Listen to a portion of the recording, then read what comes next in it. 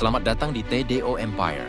Kami menghadirkan kisah sejarah dari peradaban kuno hingga dunia modern, dari kejayaan Nusantara hingga sejarah Islam di Indonesia dan dunia.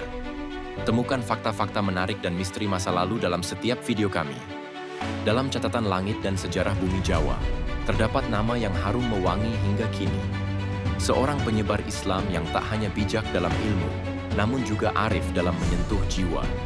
Dialah Raden Rahmat, yang kelak dikenal sebagai Sunan Ampel. Sosok ini bukan hanya wali, ia adalah guru dari para wali, arsitek penyebaran Islam di tanah Jawa. Mari kita telusuri perjalanan hidupnya. Dari negeri asing ke tanah Jawa, dari manusia biasa menjadi cahaya yang menuntun ribuan jiwa. Tetapi sebelum itu silahkan like, subscribe, dan nyalakan loncengnya, agar kalian mendapatkan notifikasi terbaru dari kami. 1. Asal-usul Raden Rahmat. Raden Rahmat lahir sekitar tahun 1401 Masehi. Ia adalah keturunan bangsawan. Ayahnya Maulana Malik Ibrahim, dikenal sebagai Sunan Gresik, penyebar Islam pertama di Jawa. Ibunya Dewi Chandrawulan, konon masih memiliki garis keturunan dari Kerajaan Champa, sebuah negeri Islam yang kini termasuk wilayah Vietnam. Dari kecil, Raden Rahmat dididik dalam ilmu agama, bahasa Arab, tafsir, fiqih, dan tasawuf.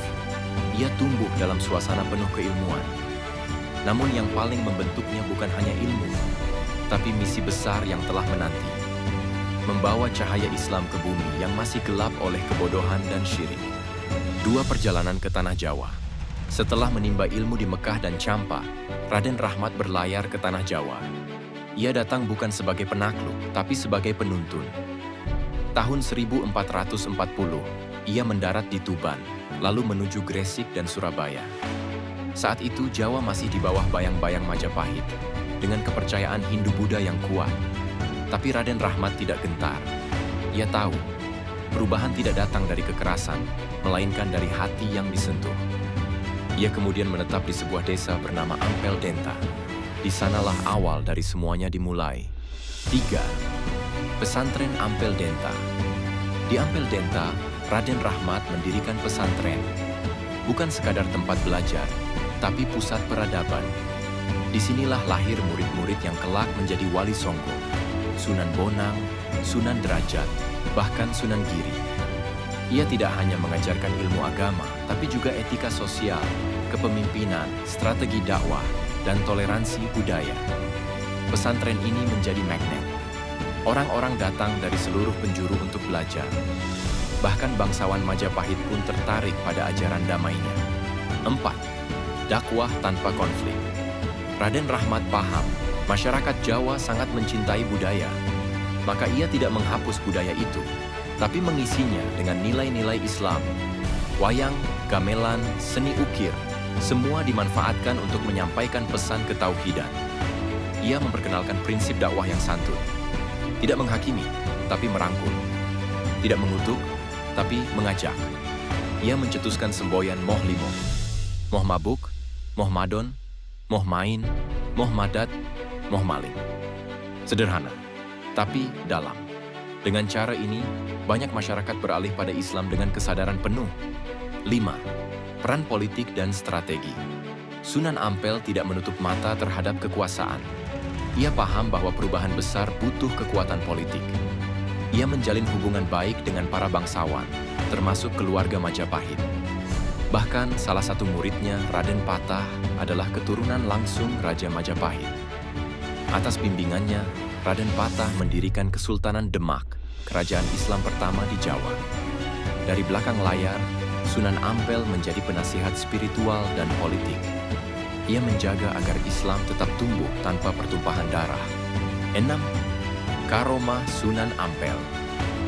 Sunan Ampel dikenal sebagai sosok yang zuhud dan berakhlak tinggi. Tapi di balik ketenangannya, tersimpan karomah yang luar biasa. Salah satu karomahnya adalah kemampuan melihat masa depan. Ia bisa mengetahui siapa yang akan menjadi wali besar hanya dengan melihat tatapan mata muridnya. Ada juga kisah ketika ia mendoakan seorang fakir miskin yang kelaparan. Lalu tiba-tiba datang seorang saudagar membawa makanan dari arah yang tak disangka. Pernah juga ia menyelamatkan desa dari bencana kelaparan. hanya dengan menanam biji kurma dan mendoakannya. Pohon itu tumbuh dalam waktu singkat dan menjadi sumber makanan. Tapi karomah terbesar Sunan Ampel bukan pada hal gaib, melainkan pada kemampuannya menaklukkan hati manusia. 7. Ajaran dan filosofi. Bagi Sunan Ampel, inti dari Islam adalah akhlak.